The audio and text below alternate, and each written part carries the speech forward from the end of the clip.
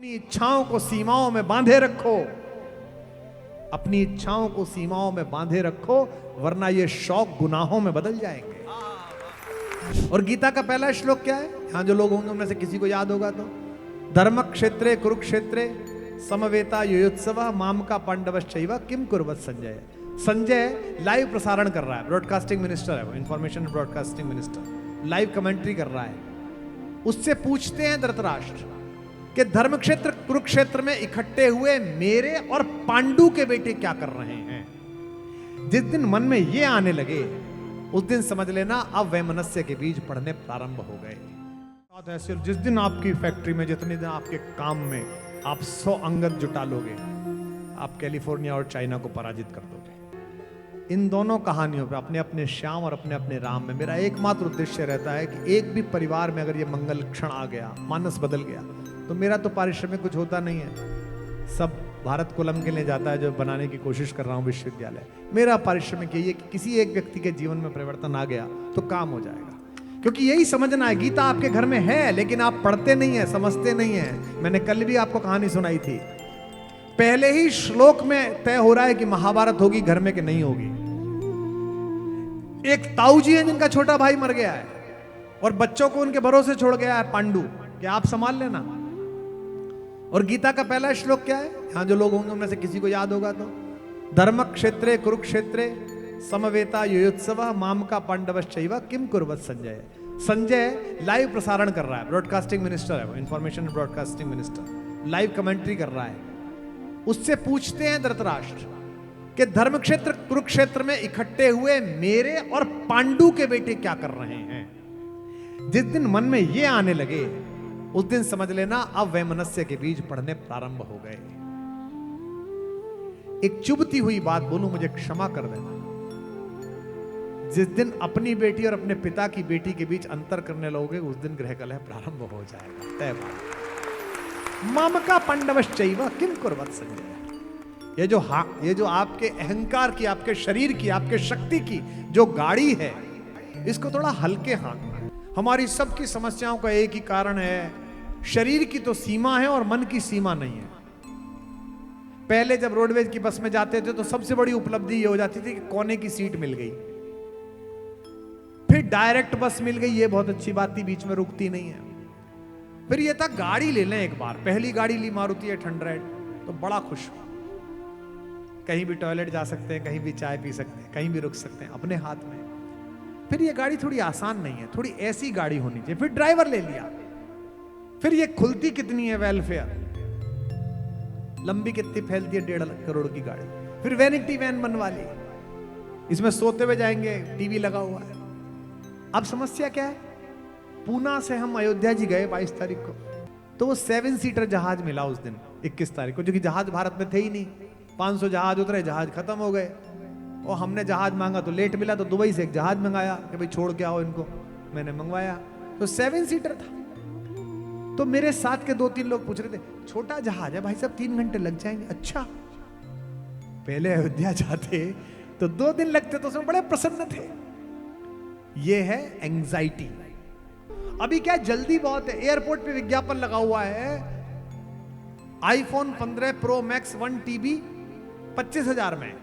मैंने ध्यान से देखा 25 में क्यों मिल रहा है, नीचे लिखा हुआ इजी इंस्टॉलमेंट्स। भाई क्यों लेना है? आईफोन बहुत अच्छा फोन है, पर मेरे पास पैसे नहीं है तो मैं क्यों लूंगा। ये पुराने लोग बैठे हैं, 1 रुपया जब तक खर्च नहीं करते थे जब तक गांठ में ना हो, और एक पूरी जनरेशन आ गई इसमें घरवाली के अलावा सब इंस्टॉलमेंट पे है उसका। जैगुआर खरीद ले, ये क्यों खरीद ले भाई? अपनी इच्छाओं को सीमाओं में बांधे रखो, अपनी इच्छाओं को सीमाओं में बांधे रखो, वरना ये शौक गुनाहों में बदल जाएंगे। कबीर आपको कहता है कि शरीर की गाड़ी है, इस गाड़ी को धीमे हाँको, जरा हल्के हाँको इसको, जरा हल्के गाड़ी हाँको मेरे राम गाड़ी वाले, जरा हल्के गाड़ी हाँको मेरे राम गाड़ी वाले। ये शरीर की गाड़ी, कितने सुंदर सुंदर कपड़े पहन रखे हैं आपने। जरा हल्के गाड़ी हाँको मेरे राम गाड़ी वाले, जरा हल्के गाड़ी हाँको जरा धीरे धीरे गाड़ी हाँको मेरे राम गाड़ी वाले। जरा धीरे धीरे गाड़ी हाँको मेरे राम गाड़ी वाले। और ये गाड़ी शरीर है।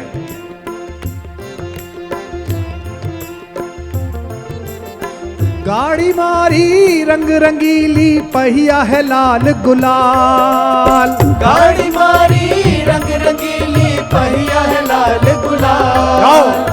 गाड़ी मारी रंग रंगीली पहिया है लाल गुलाल। गाड़ी मारी रंग रंगीली पहिया है लाल गुलाल।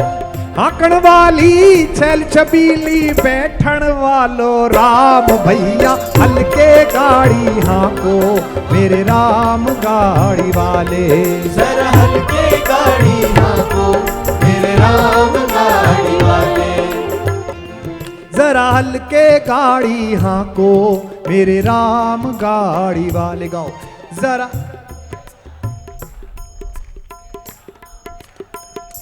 हो जरा हल्के गाड़ी हाँको मेरे राम गाड़ी वाले।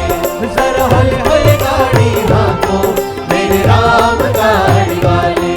अब गाड़ी गुड़ रही थी, बहुत अच्छा आनंद आ रहा था। 55 के 65 के 62 के 75 के 52 के 72 के हुए। एक दिन नहाए थे, शावर के नीचे नहा रहे थे, पीछे हाथ फिराया तो यहाँ पे गांठ निकली। उसमें दर्द ही नहीं हो रहा था। ऑफिस में आके चार्टर्ड अकाउंटेंट से कहा, सीए से कहा, 2-4 बार हाथ। बोले बाबू जी क्या कर रहे हो? भाई साहब क्या कर? बोले यार यहाँ गांठ है। सर दिखाओ, ये तो मुश्किल है। बायोप्सी हुई, 2 दिन बाद रिपोर्ट आएगी। 2 दिन तक दुख दुख हो रही है।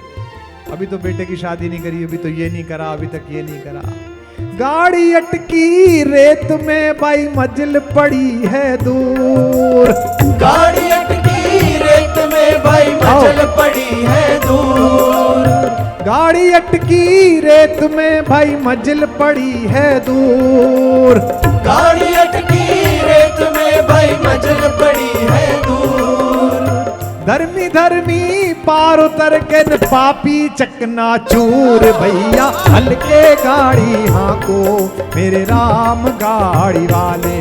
जरा हल्के गाड़ी गाइए हाथ उठा के मेरे राम गाड़ी वाले। जरा धीरे धीरे गाड़ी हाँको मेरे राम गाड़ी वाले। जरा धीरे धीरे गाड़ी हाँको मेरे राम गाड़ी वाले। अब रिपोर्ट आ गई, कीमियोथेरेपी हो गई, 4थी स्टेज का है। टाटा वालों ने कह दिया घर ले जाओ। किसी ने कहा कि वहां भोपाल में एक फकीर पुड़िया देता है, फ्लाइट पकड़ के भोपाल फकीर के पास है। पता है कि समय है। देश देश का वैद बुलाया, लाया जड़ी और बूटी। देश देश का वैद बुलाया, लाया जड़ी और बूटी। देश देश का वैद बुलाया, लाया जड़ी और बूटी। देश देश का वैद बुलाया, लाया जड़ी और बूटी। जड़ी बूटी तेरे काम ना आई जब राम के घर की छूटी रे भैया हल्के गाड़ी हाँको मेरे राम गाड़ी वाले। जरा हल्के गाड़ी हाँको मेरे राम गाड़ी वाले। धीरे धीरे धीरे धीरे धीरे हाँको मेरे राम गाड़ी वाले। धीरे धीरे धीरे धीरे धीरे हाँको मेरे राम गाड़ी वाले। अब अभी तक आप चाचा जी, फूफा जी, ताऊ जी, पिताजी, भैया जी थे। सांस गई और तुम और हम कितने अहंकार में हैं। सांस गई, आधा घंटे बाद आपका नाम बदल जाता है। कोई नहीं कहता चाचा जी, कोई नहीं कहता बॉडी। भैया बॉडी उठाओ, भैया बॉडी कब निकलेगी? क्या आश्चर्य! आदमी 100 साल तक इस बेवकूफी में जीता रहता है कि मैं इनका फूफा हूं, मैं इनका चाचा हूं, मैं इनका बाप हूं, मैं इनका पति हूं। आधा घंटे बाद पूरा खानदान उसका नाम भूल जाता है, उसे बॉडी कहता है। समय से पहले जाग जाओगे तो ये बात समझ लोगे, नहीं तो बात तक भी नहीं समझोगे। 4 जना मिल माथे उठायो बांधी काठ की घोड़ी। 4 जना मिल माथे उठायो बांधी काठ की घोड़ी। 4 जना मिल माथे उठायो बांधी काठ की घोड़ी। 4 जना मिल माथे उठायो बांधी काठ की घोड़ी। ले जाके मरकट पे रख दी, फूंक दिनी जस होरी रे भैया हल्के गाड़ी हाँको मेरे राम गाड़ी वाले। जरा हल्के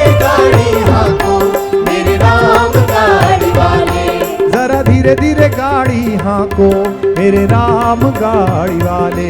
जरा धीरे धीरे गाड़ी हाँको मेरे राम गाड़ी वाले। हमारे साथ अच्छा हो जाए तो हमारा पुरुषार्थ, हमने करा बड़ी मेहनत, बड़े पैसे कमाए, गलत कर दिया तो भगवान को दोष। अनहोनी हो गई साहब, बड़ी अनहोनी हो गई। बिलक बिलक कर तिरिया रोई, बिछड़ गई मेरी जोड़ी। बिलक बिलक कर तिरिया रोवे, बिछड़ गई मेरी जोड़ी। बिलक बिलक कर तिरिया रोवे, बिछड़ गई मेरी जोड़ी। बिलक बिलक कर तिरिया रोवे, बिछड़ गई मेरी जोड़ी। कहे कबीर सुनो बैसा, दो दिन बांधी तिन तोड़ी रे भैया। हल्के गाड़ी हाँको मेरे राम गाड़ी वाले। जरा हल्के गाड़ी हाँको मेरे राम गाड़ी वाले। जरा धीरे धीरे गाड़ी हाँको मेरे राम गाड़ी वाले। जरा धीरे धीरे गाड़ी हाँको मेरे राम गाड़ी वाले।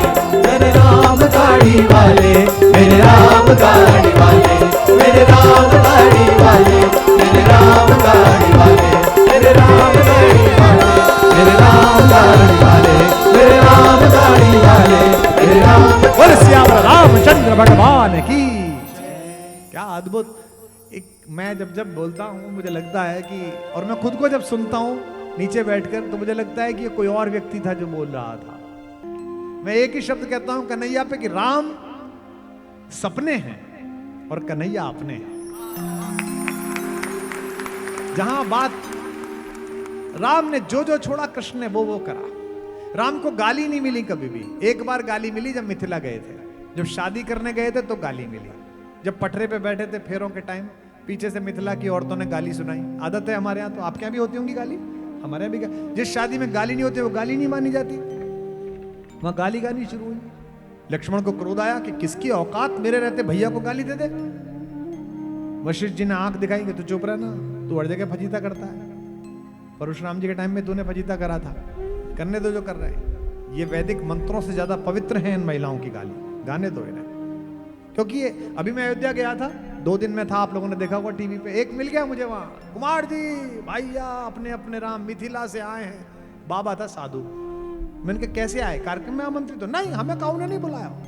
मैंने कहा फिर कैसे आए, अरे जीजा के घर में फंक्शन है, हमने आएंगे तो कौन आएगा भाई। उसे किसी ने निमंत्रण नहीं दिया, उसे कोई अंदर तो 5000 लोग थे देश भर के चुने हुए, उसको कौन बुला रहा है। लेकिन नाच रहा है, प्रसन्न है, डांस कर रहा है। मैंने कहा कितना खुश है भाई। अरे बोले हम साले हैं उनके, सार हैं। कितनी बड़ी भूमि। मिथिला की औरतों ने गाली सुनाई। ए लल्ला बैठे रामचंद्र जी बेचारे मुस्कुराते हुए, ए भैया ये बताओ तुम्हारे यहाँ क्या अजीब रीत है, दुनिया भर में बालक अलग तरीके से होते हैं, तुम्हारी अम्मा ने खीर खाई तुम हो गए हैं। लक्ष्मण जी को बहुत गुस्सा आया। लक्ष्मण जी ने कहा तो हमारे खीर खा के तो हुए, तुम्हारे तो जमीन में से ही उग गई। तो वशिष्ठ जी ने डांटा कि तू चुप रहे। हमारी मस्तिष्क की 3 अवस्थाएं हैं, मैं जहां इसे विराम ले जाना चाहता हूं। मस्तिष्क की 3 अवस्थाएं, एक है कॉन्शियसनेस, आप सबने पढ़ा होगा, एक है सबकॉन्शियसनेस और एक है मेमोरी, एक है जागृत। मैं कुमार विश्वास हूं, आप बाबूजी हैं अशोक जी, ये मंच है, ये भगवान का विग्रह है, ये जागृत है। लेकिन अभी ये कार्यक्रम समाप्त होगा, इसके बाद हम अपने घर जाएंगे, भोजन करेंगे, कुछ ड्रोन शो होगा। ये हमारे सबकॉन्शियस में रखा हुआ है कि होगा, अभी नहीं हो रहा, इस समय नहीं हो रहा। एक है मेमोरी, कि आज से 10 साल पहले हमने एक कार्यक्रम ऐसा देखा था, स्मृति है। रात्रि में सोते समय जब सपना आप देखना शुरू करते हैं तो इन तीनों के बीच की दीवार गिर जाती है, इसीलिए कई बार स्मृति की चीजें सपने में चली आती है। मैं तो आपसे मिला नहीं, पर मैं भी आपके सपने में आ सकता हूं, आप मेरे सपने में आ सकते हैं। जिनसे हम मिले नहीं, अटल बिहारी वाजपेयी दिवंगत हो गए, सपने में आ सकते हैं, आ जाते हैं। ऐसा होता है क्योंकि वो स्मृति में है मेरी, इसलिए स्वप्न में आ जाते हैं। मैं जिस घर में रहता हूं, 2-3 घर हैं अलग अलग जगह पे, लेकिन आज भी मुझे सपना आता है जिसमें मैं 17 साल की उम्र तक रहा था, जो किराए का घर था, 100 मीटर का एक छोटा सा घर, जो वो जिंदगी लाइव जो सीरियल आता है उसमें मेरे ऊपर एपिसोड था, उसमें वो घर दिखाया गया था मेरा पुराना। उसके सपने मुझे आज भी आते हैं, जबकि उसे छोड़े वो मुझे कितने साल हो गए, 17 साल का था तब छोड़ दिया था। मेरी पत्नी ज्योग्राफी की प्रोफेसर है, अब तो वो एक संवैधानिक पद पर हैं, लोक सेवा आयोग की सदस्य हैं। पहले वो प्रोफेसर थी, तो वो जब कोरोना में अपनी क्लास पढ़ा रही थी वर्चुअल कैमरे पे, तो मैं भी पीछे बैठा था कोने में कहीं। तो उन्होंने बताया अपने विद्यार्थियों को कि ये जो नदियां हैं, इनका जो पानी, एक बच्चे ने पूछा कि मैडम इनका जो नीचे पानी जाता होगा रिसके, वो कहाँ जाता है? तो उन्होंने कहा ये वाटर लेवल में चला जाता है। अच्छा, फिर वाटर लेवल से क्या होता है? फिर वाटर लेवल तो स्थिर रहता है, जहां जमीन नीची हो जाती है वहां दूसरी नदी निकल आती है। यही तो है ज्योग्राफी, इतना तो सुनी होगी। तो क्लास खत्म होने के बाद मैंने उनसे पूछा कि सुनो, ये नदियां भी नीचे जाके मिल जाती होंगी? बोले हाँ मिल जाती है। उस दिन मेरे मन में बाबूजी ख्याल ये आया कि भगवान राम ने जब अपना जीवन समाप्त किया तो सरयू के जल में डूब के किया, जल समाधि ली थी सरयू। बड़ी मशहूर कविता है, मैं कभी सुनाऊंगा राम की जल समाधि। लोग रोते हैं उसे सुन के, आज तो समय की सीमा है, सुना नहीं पाऊंगा। तो भगवान जब नीली मिट्टी का शरीर इस नीली धारा में डूबा होगा और ये नीली मिट्टी और नीली धारा नीचे रिस के पहुंची होगी पृथ्वी के, तो ये कहीं जाकर वाटर लेवल में मिलके जमुना जी के जल में मिली होगी। और यही डूबा हुआ शरीर एक पूरे कालखंड की प्रतीक्षा कर कर मथुरा के किनारे दूसरे ठाकुर के रूप में बाहर आया। रसमंजरी में एक अच्छा उल्लेख आता है। कृष्ण 1.5 साल के हैं, 2 साल के, खेल के आए हैं। छोटे बच्चे को अपने पूर्व जन्म की स्मृति रहती है, आपने देखा होगा। हंसता है, मुस्कुराता है, नाराज हो जाता है, डर जाता है, बाद में स्मृति समाप्त हो जाती है। ऐसे बहुत उदाहरण मैंने आपने सुने हैं। मेरे शहर में तो, मैं जहां का हूं, जिस कस्बे से मैं आता हूं, पिलखवे से, वहां तो पास के गांव में एक ऐसा बच्चा हुआ था जिसने अपने पूर्व जन्म की हत्या का केस सॉल्व करा दिया था। 5 साल का हो गया वो। पिलखवे में उसके ताऊजी सब खरीदारी करने के लिए आए, उसे बुग्गी में बिठा के, बुग्गी समझते हैं आप, बैलगाड़ी की बड़ी बहन होती है, उसमें बिठा के लाए। और वो बच्चा उतरा और उतर के भागा, उसके पीछे घर वाले भागे, और वो जाके जिस घर में पहले पैदा हुआ था वहां पहुंच गया। और उसने बाहर जाके अपने बेटे को आवाज लगाई जो 70 साल का था, 60 साल का था, ओ सूरजपाल। उसको आवाज पहचानी चलेगी, उसी तरह से बोला। उसने कहा पहचानता नहीं, मैं तेरा बाप हूं। उसने, छोटा सा बच्चा ऐसे कैसे बोला? बोला कौन है तू? बोले अम्मा का है तेरी। और वो चीज कहां रखी? उसने एक एक चीज पहचान दी, सब चीजें। और बाद में अपनी हत्या का केस भी, आप कभी गूगल कर लेना, सॉल्व करा कि मुझे मारा किसने था, और सजा हुई साक्ष्यों के आधार पे। इसे कहते हैं प्रकृति। जो जन्म आप जी रहे हैं, यही जन्म आपके कर्मों के हिसाब से आगे ट्रांसफर होगा, ये तय है। साइंस मानो न मानो, ये सत्य है। तो राम डूबे, लेकिन कृष्ण राम ही है जो कृष्ण बनकर आए। तो 1.5 साल के कन्हैया, 2 साल के कन्हैया तुतला के बोलते हैं। शाम को आए, मैया पैर दबाने लगी कि खेल के आया है, थक गया है। रोज का बहाना, मैया कहानी सुना यशोदा से, रोज कहानी सुना मैया। यशोदा ने कहा तू थका हुआ है, सो जा, आज बस थपकी देती हूँ, लोरी सुना, सो जा। नहीं मैया कहानी सुना। माँ ने कहा तू थका हुआ जब होता है ना, कहानी पूरी सुनता नहीं है, तू सो जाता है। और कहानी अगर पूरी नहीं सुनी तो फायदा क्या है, तुझे सीखने को क्या मिलेगा? तो कन्हैया ने कहा कि नहीं नहीं भैया आज नहीं सोऊंगा। तो माँ ने कहा कि सुना दूंगी कहानी, एक शर्त है, तू सो जाता है। बोले बता माँ। बोले तू हुंकारा भरना, हुंकारा। हुंकारा समझते हो? हमारे एक फूफा जी थे, उनको आदत थी कंफर्म करने की। वो कोई भी बात करते थे तो कंफर्म करते थे। हम, बाबूजी और उनके बड़े वाले बेटे, हम 3 लोग एक दिन तीनों मिलके बेंगलोर गए। कितने लोग? 3। जब तक 3 नहीं बोलो वो बेंगलोर जाने को तैयार नहीं। एयरपोर्ट पे हमने भैया सबवे पे खाना खाया, तीनों ने 400 रुपए का बिल आया। कितने का? जब तक 400 नहीं बोलो वो खाना खाने को तैयार नहीं। इससे फायदा क्या होता? हर आदमी सतर्क रहता था कि फूफा जी क्या कह रहे हैं। उनको आदत थी, वो हुंकारा भरवाते ही थे। तो यशोदा ने भी कन्हैया से कहा कि देख मैं कहानी तो सुना दूंगी, पर तुझे हूम करना पड़ेगा। हाँ करूंगा। तो कहानी सुनाई, श्लोक है संस्कृत में, हिंदी में सुनाया था। रामो नाम बभूव हूम। आप भी बोलना। माता सुना रही कहानी, बेटा पहले बहुत जमाने में दशरथ नाम का एक राजा था। उनके राम नाम का एक बड़ा बेटा हुआ। फिर जब वो बड़ा हुआ तो राजा जनक की बेटी सीता से उसकी शादी हो गई। रामो नाम बभूव तद्बला होम, तब बला सीतेति होम, ताम पितुर्वाचा पंचवटी तटे विरहस्तत्या हद्र रावणा। बेटा बड़ी छोटी मां के षड्यंत्र के कारण उसे वनवास मिल गया। एक दिन वो जंगल में जब हिरण को ढूंढने जा रहे थे तो पीछे से उनकी पत्नी को रावण उठा ले गया। हरद्रावण विहरस्तस्य स्या हरद्र रावण। यहां तक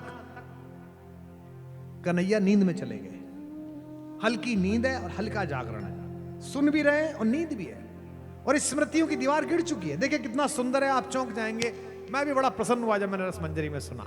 माँ सुना रही है, हाँ, धीमे धीमे नींद आ रही है। वो जंगल में गए, हाँ, एक दिन हिरण ढूंढने गए, हाँ, अब हुंकारा भी नहीं भर रहे हैं। जैसे ही माँ ने कहा कि उनकी अनुपस्थिति में राक्षस रावण साधु के वेश में उनका अपहरण करके ले जाने लगा, जैसा ये कहा, 1.5 साल का बच्चा अपनी मां की गोद से उछल के बोला, लक्ष्मण मेरा धनुष लेकर आओ, इस बार इस पापी को यहीं मार दूंगा। क्षणवंतन सौमित्र को धनुर धनुर धनुर रित व्यग्रा गिरह पाते, और ऐसा कहकर पृथ्वी पर गिर गए। तो मां ने संभाला, मां को समझ में आया, अरे ये क्या हो रहा, मां को समझ में ही नहीं आया। यानी कि उन्हें पिछले जन्म का स्मरण आ गया कि पिछली बार उठा के ले गया था, इस बार नहीं ले जाने दूंगा। तो कभी भी जब देखो दोनों को तो ये समझना कि दोनों एक ही हैं। मुझे बहुत लोग मिलते हैं, आप राम पर बहुत अच्छा बोलते हैं पर मैं तो कृष्ण को मानती हूं। तो मैं कहता हूं तुम राम को ही मानती हो। कुछ लोग मिलते हैं जो मुझे कहते हैं मैं राम को मानता हूं कृष्ण को नहीं मानता हूं, तब भी मैं कहता हूं तुम राम को ही मानते हो, क्योंकि इनमें अंतर नहीं है। आप धन्य हैं कि आप सनातन धर्म में पैदा हुए। दुनिया में कभी 2 शिखर एक साथ नहीं मिलते, यह अकेला धर्म है। यहाँ शिखर एक दूसरे को गले लगाते हैं, एक दूसरे को प्रेम करते हैं।